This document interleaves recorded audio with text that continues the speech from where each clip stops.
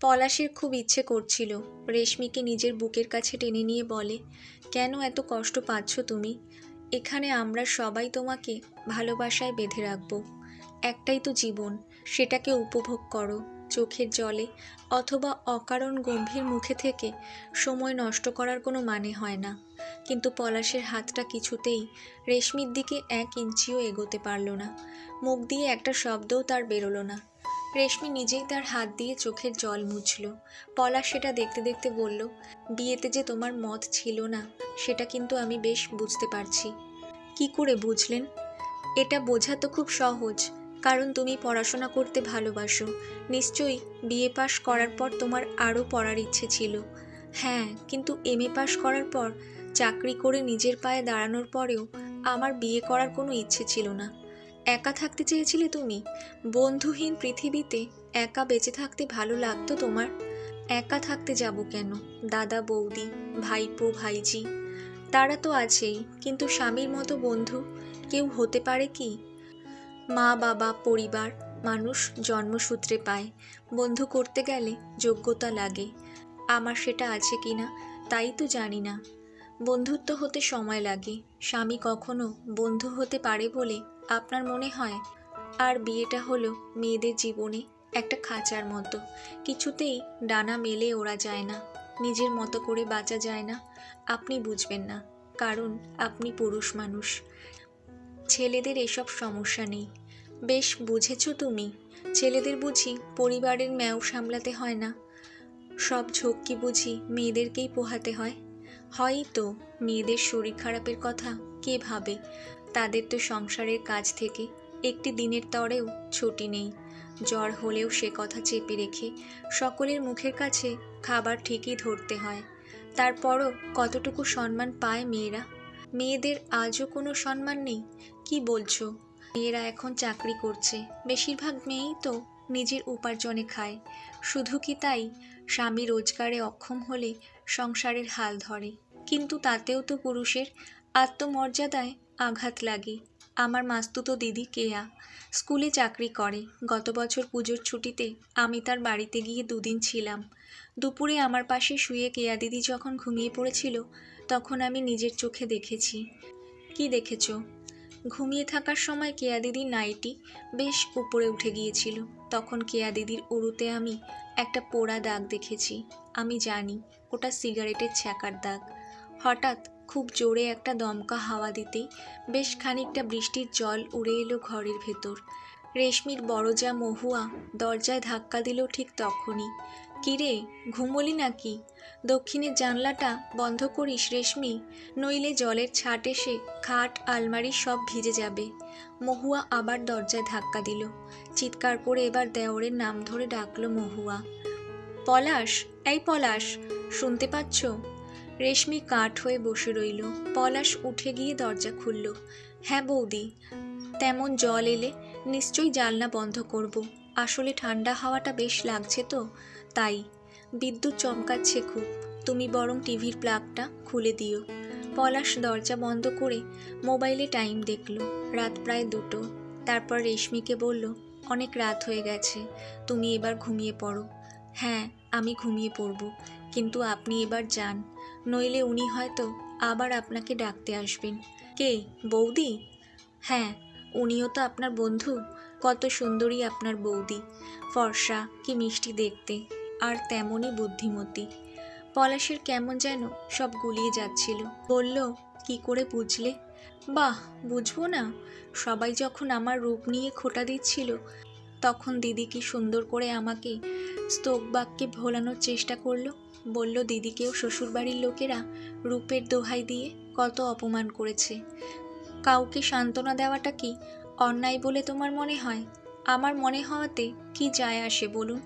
এখন যদি কোনো কাজের দোহাই দিয়ে আপনি বৌদির ঘরে চলে যান, আমি ঘুমিয়ে পড়ার আগে অথবা আমার চোখের সামনে দিয়েই যান, তাতেও বা আমার কি করার থাকতে পারে? যদি সারাদিন আমাকে দিয়ে ঝিয়ের মতো কাজ করান, একবেলা খেতে দেন, সারাদিন উপোস করিয়ে রাখেন, কি করতে পারি আমি? আমরা মেয়েরা কেবল মুখেই বলতে পারি সব ছেড়ে ছুড়ে দিয়ে চলে যাব, কিন্তু বাস্তবে পারি কি? আমার বাবা নেই, মা নেই, আমি চাকরি করি না। দাদা কেন থাকতে দেবে আমাকে? আরও কিছু বলতে যাচ্ছিল রেশমি, কিন্তু পলাশ তাকে থামিয়ে দিয়ে বলল, কী সব বলছো পাগলের মতো?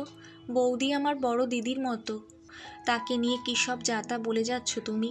কিন্তু কালো মেয়েদের ভাগ্যে তো এরকমটাই হয়। আমি গল্পের বইতে পড়েছি, বাস্তবেও শুনেছি। কালো বউকে কি তার স্বামী ভালোবাসতে পারে নাকি? তাছাড়া আপনার মতো একটা সুন্দর দেখতে ছেলে কোনো কালো মেয়েকে বিয়ে করতে যাবেই বা কেন? আমার বন্ধু সীমাও শুভদৃষ্টি হয়ে যাবার পর আমার কানে কানে বলেছিল, তোর বরের নিশ্চয়ই ওই সুন্দরী বৌদির সাথে কিছু একটা চক্কর আছে। আছেই, নইলে হঠাৎ তোর মতো একটা কালো মেয়েকে। তোর ভাসুর তো চাকরি সূত্রে বাইরে থাকে, সবই তো প্রায় মিলে যাচ্ছে, তাই না? পলাশের মনে হচ্ছিল এখনই রেশমির গালে ঠাস করে একটা চড় কষিয়ে দেয়। অপমানে তার কান মাথা গরম হয়ে উঠেছে। আদর সোহাগ করার ভাবনা তার তখন মাথায় উঠেছে। রাত ফুরিয়ে আসছিল। দরজা খুলে বাইরে এসে পলাশ দেখল ডাইনিং টেবিলের চেয়ারে বৌদি বসে আছে। কি ব্যাপার বৌদি, তুমি এখানে? পেট ব্যথা করছিল, আসলে কদিন খুব পরিশ্রম গেছে তো। আমাকে ডাকলে না কেন? আজ তোমাদের একটা বিশেষ রাত। রেশমি যদি অন্যরকম ভেবে বসে। ওর কথা ছাড়ো তো। ছি, ও কি কথা বলুক, ওই তো এখন তোমার সব। বলেই কি মনে হতে মহুয়া বলল, আংটিটা পরিয়ে দিয়েছিলে? যা ভুলো মন তোমার।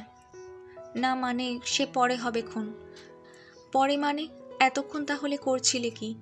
যাও, এখনই যাও বলছি। আমারও এখন বেশ একটু ভালো বোধ হচ্ছে। আমি ঘরে যাচ্ছি, তুমি যাও শিগগির, এখনই আংটিটা পরিয়ে দাও। আর তোমার দাদা যেটা বলতে বলেছিল সেটা বলেছ তো? ইচ্ছে করলে সে তার পড়াটা চালিয়ে যেতে পারে। আর সংসারের কাজগুলো কে করবে? আমি আছি তো। তাছাড়া ঝনার মাও তো আছে। পলাশের মনে হলো রেশমি কাছাকাছি দাঁড়িয়ে তাদের সব কথাই শুনছে। বলল, সে কি? আমি তো ভাবলাম ঝনার মাকে ছাড়িয়ে দেব, তারপর ওকে দিয়েই সমস্ত কাজ করাবো। আর বেশি কিছু বলার আগেই মহুয়া উঠে এসে পলাশের কান ধরে বলল, সাপের 5 পা দেখেছো তুমি? আমার ছোট বোনের যদি এতটুকু অযত্ন হতে দেখেছি আমি, তাহলে তোমাকেই বাড়ি থেকে দূর করে দেব, মনে থাকে যেন। দরজায় দাঁড়িয়ে চুপি চুপি সব কথাই শুনেছে রেশমি। শুনে মরমে মরে গেছে। বৌদি তাকে ঠিকই বলতো। নাটক নভেল পড়ে তার মাথাটাই গেছে। তাকে উপহার দেবার কথাটা পর্যন্ত যে মানুষটা মনে করিয়ে দিচ্ছে, তাকেই কিনা সে সন্দেহ করেছিল। ছি ছি। বেজার মুখ করে ঘরে ঢুকলো পলাশ। তারপর পাঞ্জাবির পকেটের ভেতরে রাখা আংটির বাক্স থেকে আংটিটা বের করে রেশমির কাছে এসে বলল, কই হাতটা দেখি। 2 হাঁটুর মধ্যে মুখ গুজে বসে আছে রেশমি। পলাশ ডাকতেই চোখ তুলে তাকালো। আমার ওপর তুমি খুব রেগে গেছো, তাই না? না, আমার খুব করুণা হচ্ছে তোমাকে দেখে। আমি যে এতক্ষণ তোমাকে অবিশ্বাস করছিলাম, খারাপ কথাও তো বলেছি, তারপরেও তোমার আমার ওপর দয়া হচ্ছে। হবে না? যে মেয়ে তার স্বামীকে অকারণে সন্দেহ করে, বিশ্বাস করে স্বামীর ওপর নির্ভর করতে পারে না, তাকে তো করুণা করাই উচিত। এমন মেয়ের সাথে কি প্রেম করা চলে? রেশমি অভিমান ভরে বলল, ভুল তো মানুষ মাত্রেই হয়। তুমি আমাকে ক্ষমা করে দাও। আজ থেকে দিদিও আমার বন্ধু, এই তোমার পা ছুঁয়ে কথা দিচ্ছি। বলেই পলাশের পায়ে হাত দিতে যেতেই রেশমিকে বুকের কাছে টেনে নিল পলাশ। বলল, আংটি ছাড়াও আরও একটা উপহার আছে তোমার জন্য। আজ থেকে আমি তোমায় কাজললতা বলে ডাকবো, পছন্দ হয়? রেশমি ঠোঁট ফুলিয়ে বলল, কাজললতা বলে ডাকবে কেন? আমি কালো বলেই তো। পলাশ হাসি চেপে বলল, তুমি যে কেমন মেয়ে সে আমি বেশ বুঝতে পারছি। আজ থেকে কিছু না কিছু নিয়ে প্রায় প্রতি রাতেই তুমি আমার সাথে ঝগড়া করবে। আর লোকে কি ভাববে বলো তো? কি ভাববে? লোকে ভাববে সারা রাত মানে রাত ভরে বউয়ের সাথে প্রেমালাপ করছি আমি। বন্ধুরা, এটি অন্তিম পর্ব। গল্পটা কেমন লাগলো একটা কমেন্ট করে জানাবেন। আর আপনারা যদি আমার চ্যানেলে নতুন হয়ে থাকেন তাহলে প্লিজ একটা সাবস্ক্রাইব করে দেবেন। ধন্যবাদ।